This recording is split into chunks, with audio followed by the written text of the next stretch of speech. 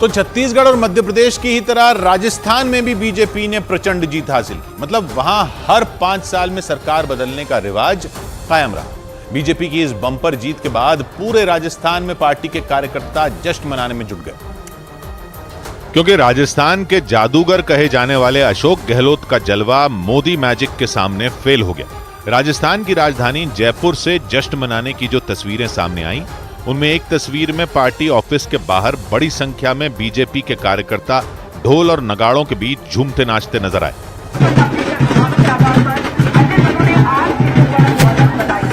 कुछ कार्यकर्ता एक दूसरे को मिठाई और केक खिलाकर जीत का जश्न मनाते दिखे। इस दौरान हर तरफ बीजेपी के झंडे लहराते दिखाई दिए।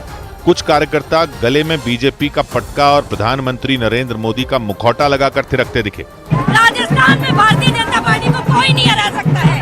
जय मोदी, हर हर मोदी, घर घर मोदी। राजस्थान में इस बम्पर जीत के बाद पूर्व मुख्यमंत्री वसुंधरा राजे ने इसे प्रधानमंत्री मोदी का करिश्मा बताया। हमारे प्रधानमंत्री नरेंद्र मोदी जी, जिनका मंत्र था ये सबका साथ, सबका विकास, सबका विश्वास और सबका प्रयास, ये उसकी जीत है। इस प्रचंड जीत के जश्न में सिर्फ जयपुर ही नहीं, बल्कि राज्य के दूसरे शहरों में भी बीजेपी के कार्यकर्ता डूबे नजर आए। सड़कों पर बीजेपी के लोग पार्टी का झंडा लहराने के साथ आतिशबाजी कर जीत की दिवाली मनाते दिखे। राजस्थान में हर 5 साल बाद सरकार बदलने का रिवाज रहा है, जो इस बार भी नहीं बदला।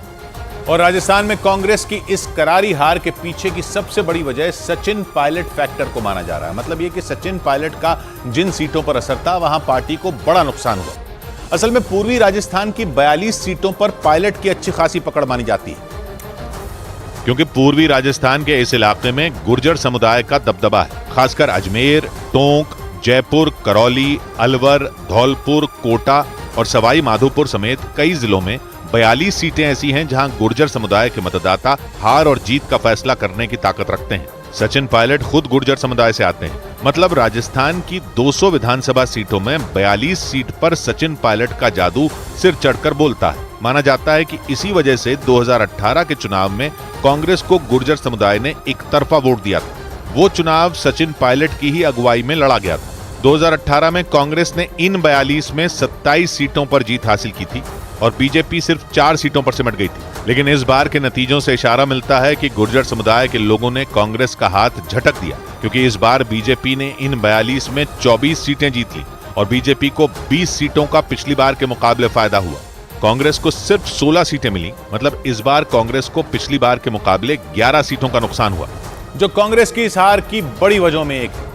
चुनाव विशेषज्ञों के मुताबिक सचिन पायलट की उपेक्षा की वजह से इस बार गुर्जर समुदाय के वोटरों का कांग्रेस से मोहभंग हो गया, जिसकी वजह से राजस्थान में कांग्रेस एड़ी चोटी का जोर लगाने के बाद भी बहुमत के आंकड़े के पास नहीं पहुंच पाई। मतलब सचिन पायलट की उपेक्षा कांग्रेस को इन चुनावों में भारी पड़ गई। माना जा रहा है कि गहलोत के सामने पायलट के कद को छोटा करके दिखाना गुर्जर समुदाय के उनके समर्थकों को खटक गया। चुनावों के पहले भी गुर्जर समुदाय अपनी नाराजगी सार्वजनिक तौर पर जाहिर कर चुका था और कई मौकों पर तो सचिन पायलट के मुख्यमंत्री बनाए जाने की मांग भी खुलकर सामने आई थी। लेकिन माना जा रहा है कि कांग्रेस वक्त रहते खतरे की इस घंटी को नहीं भांप पाई, जिसका खमियाजा कांग्रेस को भुगतना पड़ा।